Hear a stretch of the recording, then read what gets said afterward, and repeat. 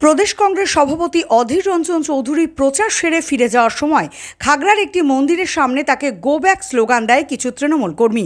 এরপর এলাকায় চাঞ্চল্যের সৃষ্টি হয়। মন্দির কমিটির পক্ষ থেকে অভিযোগ, অধীর রঞ্জন চৌধুরী মন্দির কমিটির একটি ছেলেকে চড় মারে। এই খবরে এলাকা উত্তপ্ত হয়। এরপর গো ব্যাক স্লোগান আরও জোরালো হয়।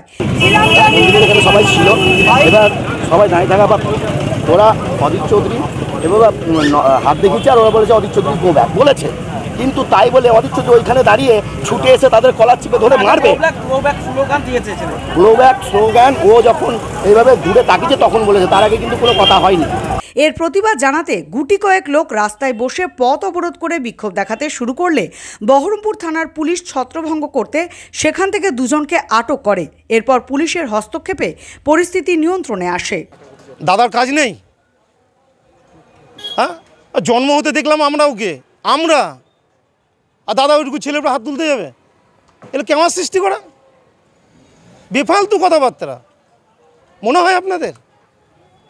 সব ফালতু। দেখুন, আমরা এখানকার প্রশাসনকে বলবো যে অযথা যেন কাউকে ডিস্টার্ব করা না হয়, আর যদি এইরকম বারবার করা হয়, আমরা কিন্তু জানি, আমরা কংগ্রেস কর্মী, আমরা অধীর চৌধুরীর নেতৃত্বে এই জেলায় কংগ্রেস করি। আমরা এত অন্যায় শাসক দলের নেতাদের, প্রশাসনের সহ্য করেও আমরা কিন্তু আমাদের পথে এগিয়ে যাচ্ছি।